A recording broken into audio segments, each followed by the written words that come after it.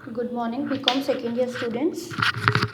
Online classes में आज आप लोगों की सेकेंड क्लास है। इससे पहले की क्लास में मैंने आपको बताया था कि हम लोग चैप्टर फर्स्ट आपके पेपर फर्स्ट है कॉरपोरेट अकाउंटिंग निगम लेखांकन, उसमें हम chapter number 1 issue and forfeiture of shares पढ़ेंगे। तो मैंने आपको इसका शेयर्स के बारे में थोड़ा इंट्रोडक्शन से पहले वाले वीडियो में दिया था। आई होप आप लोगों ने उसे देखा होगा, समझ में आप लोगों को आया होगा। और आप में से मैंने व्हाट्सएप पे भी इस वीडियो को लिंक भेज दिया है मैंने, और आप लोगों ने काफ़ी लोगों ने सब्सक्राइब भी किया है, शायद वीडियो देखा भी है। अगर आप लोगों को समझ में नहीं आया तो आप लोग व्हाट्सएप ग्रुप के थ्रू कमेंट करके आप पूछ सकते हैं। वैसे ये टॉपिक इतना टफ नहीं है, जो आप लोगों को समझ में नहीं आया आप लोग पहले पढ़ चुके हो, और जब कभी दोबारा आगे क्लासेस चालू होंगी तब मैं एक बार और आप लोगों को इसके बारे में बता दूंगी, एक्सप्लेन कर दूंगी।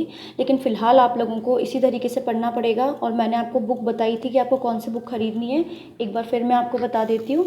निगम लेखांकन RBD की बुक है, आपको ये खरीदनी पड़ेगी, क्योंकि मैं आपको जो बता रही हूँ वो सुनने और देखने के बाद आपको बुक पढ़नी पड़ेगी, तभी आप लोगों को समझ में आएगा, वरना हमारी मेहनत बेकार चली जाएगी। ठीक है, तो मैंने कल उस दिन आपको, इससे पहले की वीडियो में आपको यहाँ तक बता दिया था कि शेयर्स क्या होते हैं। उसके आगे का मैं आज आपको बताती हूँ। Procedure for issue of shares. Procedure यानी किन तरीके से शेयर्स को, अंशों को मार्केट में इश्यू किया जाता है। ये प्रोसेस ठीक उसी तरीके से है जैसे आप लोग कॉलेज में एडमिशन फॉर्म लेते हो। तो आप लोग पहले कॉलेज चूज़ करते हो, आपको किस कॉलेज में एडमिशन चाहिए, वहाँ से आप एक प्रोस्पेक्टस फॉर्म खरीदते हो। उस प्रोस्पेक्टस में कॉलेज के बारे में सारी डिटेल्स लिखी होती हैं। वो पढ़ने के बाद आप क्या करते हो, अप्लाई करते हो। तो ठीक उसी तरीके से हमारा फर्स्ट स्टेप जो यहाँ पे होगा, हम कंपनी पॉइंट ऑफ व्यू से समझेंगे, हम share holder point of view से नहीं समझेंगे। हम अपने आप को कंपनी मान के इस प्रोसीजर को हम समझते हैं। पहला पॉइंट है इसके अंदर, इश्यू ऑफ प्रोस्पेक्टस। कंपनी अपना प्रोस्पेक्टस मार्केट में जारी करती है एप्लीकेशन के साथ। एप्लीकेशन यानी आवेदन, फॉर्म को आवेदन फॉर्म बोला जाता है, जिसमें निर्गमित होने वाले अंशों की सारी डिटेल्स होती है। प्रोस्पेक्टस को जो भी इच्छुक व्यक्ति होते हैं खरीदने के, वो उसको खरीदते हैं। दूसरा प्रोसीजर होता है receipt of application for shares. आवेदन आते हैं कंपनी के पास, जो लोग शेयर होल्डर बनना चाहते हैं वो कंपनी का प्रोस्पेक्टस खरीद के अप्लाई करते हैं, आवेदन करते हैं। फिर होता है अलॉटमेंट ऑफ शेयर्स। अलॉटमेंट यानी छटनी मतलब जैसे कॉलेज में लिमिटेड सीट्स होती हैं 1000, और बच्चों के एप्लीकेशंस आ गए, आवेदन फॉर्म आ गए उनके 1500। तो कॉलेज प्रशासन क्या करेगा, 500 फॉर्मों को अलग कर देगा जिनको उन्हें नहीं लेना मेरिट वाइज, और बचे हुए 1000 को ले लेगा। वही प्रोसीजर कंपनीज भी अपनाती हैं। यहाँ पे कंपनीज क्या करती हैं, जितनी एप्लीकेशंस जितनी उन्होंने निर्गमित की हैं उतनी ही मात्रा में एप्लीकेशंस रखती है, और बाकी को वो रिजेक्ट कर देती है। तो ये रखने की प्रक्रिया आवंटन कहलाती है, जिसको हम इंग्लिश में बोलते हैं अलॉटमेंट ऑफ शेयर्स। ये आप सबने सुन रखा होगा, क्योंकि एंट्रीज जो हम करेंगे उसमें भी हम इन्हीं शब्दों का यूज़ करेंगे, और ये आप सब लोग पहले पढ़ भी चुके हों। फिर आता है रिसिप्ट ऑफ कॉल मनी। उसके बाद आवंटन के बाद हम मांग मांगेंगे उनसे, अंतिम मांग मांगेंगे। इसकी अलॉटमेंट और कॉल के बारे में मैं आपको भी नीचे एक्सप्लेन करूँगी। तो इसके बाद हम लोग देखते हैं इश्यू ऑफ शेयर्स किन किन तरीक़ों से होता है। इश्यू होता है 3 तरीक़ों से, issue at par, at premium, at discount. At par का मतलब है सम मूल्य पर। सम मूल्य पे मतलब कंपनी ने अगर 10 रुपये का शेयर 10 रुपये में ही जारी किया है तो वो कहलाएगा सम मूल्य पर निर्गमन। अगर कंपनी ने एट प्रीमियम पे उसको इश्यू किया, जैसे फॉर एग्जांपल 10 रुपये का शेयर कंपनी अगर 12 रुपये में इश्यू कर रही है, तो ये जो 2 रुपये एक्स्ट्रा उसको मिल रहे हैं वो इसका क्या कहलाएंगे, प्रीमियम। प्रीमियम की कंडीशन कब होती है, कौन कंपनीज प्रीमियम पे कर सकती है, जिनकी मार्केट में गुडविल अच्छी हो, वो अपना 10 रुपये का शेयर भी 12 रुपये में देगी। तो भी जैसे जो नामी कंपनियां हैं वो अगर ज़्यादा रेट में भी अपने शेयर्स को निर्गमित करेगी तो शेयर होल्डर्स खरीदने के इच्छुक होंगे। नई कंपनीज जो हैं वो समता मूल्य पर इशू कर सकती हैं, ताकि क्योंकि लोगों में अभी उनका स्टैब्लिशमेंट नहीं है, तो वो पार पे इशू करके लोगों को आकर्षित कर सकती है, शेयर होल्डर्स को। तीसरी कंडीशन है इसकी एट डिस्काउंट की, यानी कि 10 रुपये का शेयर अगर जब कंपनी 9 रुपये में इशू करे तो ये जो 1 रुपये कम में इशू किया है ये कहलाएगा आपका डिस्काउंट। इसको हम बट्टा बोलते हैं। डिस्काउंट जब देती है कंपनी, जब कंपनी लॉस में चल रही होती है कई सालों से, या उसकी गुडविल में कमी आ गई होती है, लेकिन कंपनी को अपने आगे के प्रोजेक्ट्स के लिए या कंपनी को एक्सपेंड बड़ा करने के लिए उसको पैसा चाहिए और वो मार्केट में इशू करेगी शेयर, तो वो डिस्काउंट पे करेगी ताकि लोग शेयर होल्डर जो हैं आकर्षित हों, कम रेट में भी उनके शेयर्स को खरीद लें। तो शेयर्स इशू करने के 3 मेथड मैंने आपको बताया, issue at par, issue at premium, issue at discount. ये बेसिक्स मैं आपको बता रही हूँ इशू करने के, इनको आपको ध्यान में रखना पड़ेगा। 10 रुपये का शेयर 10 रुपये में समता, 10 रुपये का अंश अगर 12 रुपये में तो प्रीमियम, 10 रुपये का अंश अगर 9 रुपये में तो वो बट्टा यानी कि डिस्काउंट। अब जो शेयर है, कंपनी शेयर पे जो राशि प्राप्त करती है, जैसे कि एक शेयर कंपनी 10 रुपये में इशू करती है, तो कंपनी एक साथ उन 10 रुपये को नहीं मंगाती है। कंपनी क्या करती है, उनके छोटे छोटे टुकड़ों में मंगाती है, छोटे अलग अलग किश्तों में मंगाती है पैसा, क्योंकि कंपनी को शेयर होल्डर्स बहुत सारे होते हैं, बहुत बड़े लेवल पे शेयर इशू किए जाते हैं मार्केट में।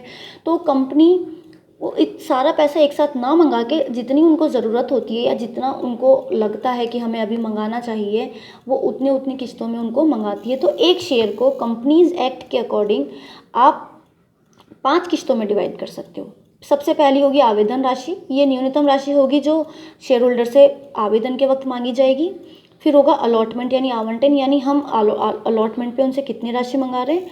फिर होगा फर्स्ट कॉल, सेकंड कॉल और थर्ड कॉल, यानी थर्ड कॉल लास्ट कॉल होगा जिसमें आप अमाउंट को डिवाइड कर सकते हो। कंपनी चाहे तो एप्लीकेशन अलॉटमेंट के बाद फर्स्ट कॉल रख सकती है बस, चाहे तो सेकंड कॉल तक उसको ले जा सकती है, चाहे तो थर्ड कॉल तक ले जा सकती है, ये ऑप्शनल है, लेकिन थर्ड कॉल के आगे कंपनी उसको नहीं मंगा सकती। नेक्स्ट हम देखते हैं जर्नल एंट्रीज यानी कि प्रविष्टियाँ, जर्नल प्रविष्टियाँ। जब हम मार्केट में शेयर इशू करेंगे किस तरीके से, इन तरीक़ों से जो मैंने आपको भी बताया प्रोसीजर करने का, और इन शर्तों के साथ जब हम इशू करेंगे तब हम एंट्रीज किस तरीके से करेंगे उनकी लेखा पुस्तकों में मैं आपको बताती हूँ। बहुत बेसिक सी एंट्रीज बता रही हूँ मैं, आगे जैसे जैसे हम चैप्टर की बारीकियों में जाएंगे, आगे हम जब कॉम्प्लेक्स चीज़ें पढ़ेंगे तब ये एंट्रीज भी बदलती जाएंगी, लेकिन जो बेसिक एंट्रीज हैं वो हमेशा होंगी। तो शुरुआत मैंने आपको बताया था, सबसे पहले हम करेंगे प्रोस्पेक्टस। जब हमने मार्केट में इशू कर दिया तो हम आवेदन पत्र प्राप्त करेंगे। तो जब कंपनी शुरुआत में जब कंपनी को आवेदन प्राप्त होंगे तो उसके अकाउंट में आवेदन के साथ एक न्यूनतम रकम आएगी जो मैंने आपको बताई थी, जो कि एप्लीकेशन मनी होगी। तो फर्स्ट आपकी एंट्री होगी bank account debit. Debit means what comes in, आपके पास अमाउंट आया बैंक अकाउंट डेबिट, किसके थ्रू आया, शेयर एप्लीकेशन अकाउंट। आप इसकी जो नरेशन देंगे, ऑन रिसीविंग एप्लीकेशन मनी, यानी कि आवेदन राशि प्राप्त करने पर।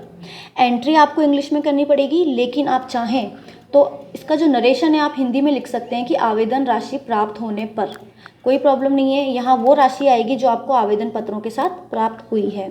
यहाँ मैंने शेयर एप्लीकेशन लिखा है, हम चैप्टर पढ़ रहे हैं शेयर। शेयर में हम पहले पढ़ेंगे इक्विटी शेयर, तो मैंने यहाँ पे ना इक्विटी लिखा ना प्रेफरेंस लिखा। इक्विटी शेयर और प्रेफरेंस शेयर्स के इशू की एंट्रीज एक जैसी होंगी, इसलिए अगर आप इक्विटी का क्वेश्चन अटैम्प्ट कर रहे हैं तो यहाँ पे आप शेयर से पहले इक्विटी लगा देंगे, अगर आप प्रेफरेंस शेयर का इशू कर रहे हैं तो आप इससे शेयर से पहले प्रेफरेंस लगा देंगे। इसलिए मैंने यहाँ पे कॉमन जनरल शेयर रखा है, इक्विटी और प्रेफरेंस क्वेश्चन के अकॉर्डिंग चेंज हो जाएगा। तो सबसे पहले हम आवेदन राशि प्राप्त करेंगे। फिर सेकंड एंट्री होगी इसकी share application account debit to share capital account. इसका मतलब जो आवेदन राशि हमने प्राप्त की है अब हम उसको किस में कन्वर्ट कर रहे हैं, कैपिटल के अंदर। एप्लीकेशन एक बार प्राप्त होने पे हमने एप्लीकेशन अकाउंट खोला तो उसको हमने क्रेडिट किया। अब हम जब इस आवेदन राशि को ख़त्म करके हमको इसको आवंटित राशि में बदलना है, इसको हमें किस में कन्वर्ट करना है, शेयर कैपिटल में। तो हम क्या करेंगे, इस एप्लीकेशन अकाउंट को डेबिट कर देंगे तो आवेदन राशि का खाता बंद हो गया, एक बार क्रेडिट एक बार डेबिट होकर कौन सा खाता खुल गया, शेयर कैपिटल का। यानी कि जो एप्लीकेशन हमें प्राप्त हुई थी वो अब क्या बन चुकी है, हमने उनको आवंटित कर दिया है, अब वो क्या बन चुकी है, हमारी शेयर कैपिटल। नरेशन में आप लिखेंगे application money transfer to share capital account, या अगर आप हिंदी में लिखना चाहें तो लिख सकते हैं आवेदन राशि शेयर कैपिटल में ट्रांसफ़र करने पर। थर्ड आपका होगा share allotment account. Share allotment account debit to share capital account, यानी मैंने आपको बताया था जब एप्लीकेशन राशि आपको प्राप्त हो गई है अब उसके बाद सेकंड स्टेप होगा आपका अलॉटमेंट का। अलॉटमेंट यानी आवंटन का। तो अब आप क्या करेंगे, कोई भी किश्त, कोई भी राशि मंगाने से पहले आपको अपने शेयर होल्डर्स को सूचना देनी पड़ेगी कि हम आपसे अब अलॉटमेंट मांग रहे हैं, कृपया आपका जो अलॉटमेंट या जो भी आगे की राशि आपकी रह रही हो आप उसको जमा करा दें। तो शेयर अलॉटमेंट अकाउंट हम यहाँ पे ड्यू कर रहे हैं, थर्ड एंट्री होगी आपकी share allotment account debit to share capital account. Allotment account देखिए, पहले एप्लीकेशन खाता खुला था, अब वो शेयर कैपिटल में बदल गया, अब हम मंगा रहे हैं उनसे अलॉटमेंट। तो हम एक शेयर अलॉटमेंट अकाउंट खाता खोलेंगे, किसके लिए खोलेंगे हम? शेयर कैपिटल के। For amount due on allotment of shares, इसको आप हिंदी में भी लिख सकते हैं।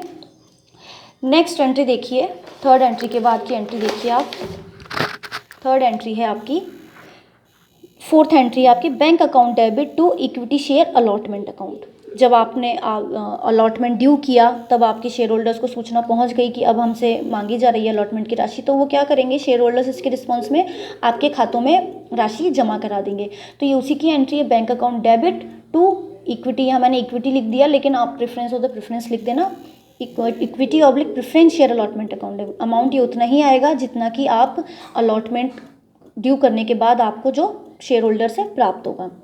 इसी तरीके से जैसे आपने अलॉटमेंट ड्यू किया फिर प्राप्त किया, उसी तरीके से आपको फर्स्ट कॉल ड्यू करना है फिर प्राप्त करना है। अगर क्वेश्चन में सेकंड कॉल है तो वो ड्यू करना है फिर प्राप्त करना है। थर्ड कॉल हो तो उसको भी पहले ड्यू करना है फिर प्राप्त करना है। या मैंने first call, second call, third call तीनों की एंट्री एक साथ कर दी क्योंकि ये ऑप्शनल है। ये जो फर्स्ट कॉल के बाद सेकंड कॉल ज़रूरी नहीं है, हर क्वेश्चन में हो भी सकता है और थर्ड कॉल भी हो सकता है। तो अगर अलग अलग थर्ड कॉल तक क्वेश्चन में है तो पहले आप फर्स्ट कॉल की एंट्री करेंगे, फिर वो प्राप्त करेंगे, सेकंड कॉल की एंट्री करेंगे, वो प्राप्त करेंगे, थर्ड कॉल की एंट्री करेंगे, ड्यू करेंगे, फिर आप उसकी प्राप्त करेंगे। तो इस तरीके से आप अलग अलग एंट्रीज करेंगे, लेकिन यहाँ मैंने समझाने के लिए आपको इनकी कंपाउंड एंट्री कर दी है। तो फिफ्थ है, हम फर्स्ट कॉल ड्यू कर रहे हैं, जैसे इक्विटी शेयर्स का क्वेश्चन है अगर, तो equity share first call account debit to equity share capital. Narration में लिखेंगे आप प्रथम मांग की राशि ड्यू होने पर, फिर आप उसको प्राप्त करेंगे bank account debit to share first call account. प्रथम मांग की राशि प्राप्त होने पर आप नरेशन में लिखेंगे। इसी तरीके से आप सेकंड कॉल के लिए भी करेंगे, equity share second call account debit, फिर उसको प्राप्त करेंगे bank account debit to equity share second call. उसी तरीके से थर्ड कॉल की भी आप करेंगे। तो ये कुछ बेसिक एंट्रीज है जो मैंने इस वीडियो में आपको बताई है। इससे ज़्यादा एक दिन में जैसे हम लोग क्लास में 1 घंटा पढ़ते हैं तो उसमें काफ़ी ज़्यादा मैटर कवर हो जाता है, लेकिन अब यहाँ पे ये वीडियो है तो वीडियो में कुछ लिमिटेशंस होती हैं, तो आपका जो टाइम है वो कम रहेगा इसमें, क्योंकि वीडियो को फिर अपलोड होने में भी प्रॉब्लम आती है। प्लस इतना ज़्यादा ऑनलाइन में आपको समझ में लंबा नहीं बता सकते, नहीं पढ़ा सकते, फिर आप लोग जब क्लासेस में आएंगे तब आप लोगों को डिटेल में एक्सप्लेन करेंगे। तो ये एक थोड़ी सी कोशिश है आप लोगों का जो टाइम अभी घर पे फ्री जा रहा है उसमें आप थोड़ा बहुत अपने सब्जेक्ट को, आपका जो पेपर है उसको पढ़ें, उसको समझें। तो इसलिए ये वीडियो डाला है, प्लीज़ आप इसको देखें और कोई भी प्रॉब्लम आए तो मुझसे पूछें।